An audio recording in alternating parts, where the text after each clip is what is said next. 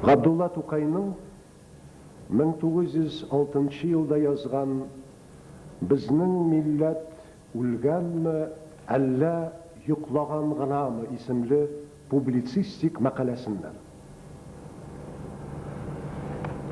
Һәр төрле мөхәррирләр вә ярты мөхәррирләр милләтimiz үлгән вә яки йоқлаган дип язалар.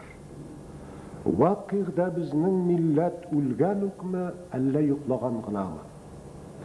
Әгәр милләтне йоқлаган дисәк, дөнья күпчәгенең бу кадәр дөбердәп әйләнүенә вә башка милләтләрнең әллә нинди каты вә йөрәк яргыч тавышлауларына уянырга кирәк иде. Чөнки йокының әлбәттә бер чиге булырга кирәк.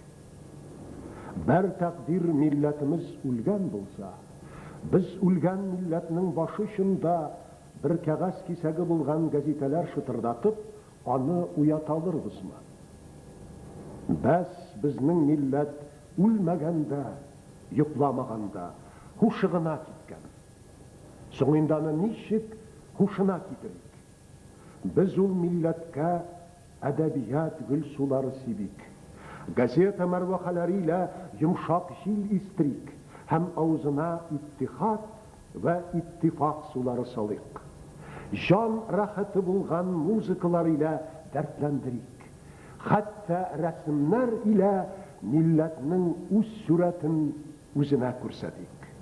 Милләтнең һушы китеп, гакылсыз ятканда, милләтне ашаган, кабыргаларын тишкән уятсыз ак башлы каргаларны, кәкре башлы яшел яки сары гәүдәле бухара козгыннарын куып җибәрик.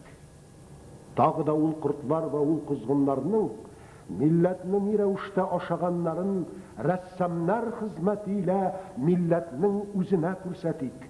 Милләтне аларга каршы ачуландырыйк. Чәчләрен аяк үрә тургызыйк. Борынгы кылган эшләр өчен милләт аларны аяк астына салып иссен. Hiç dünyaga kilmegen gibi itsin.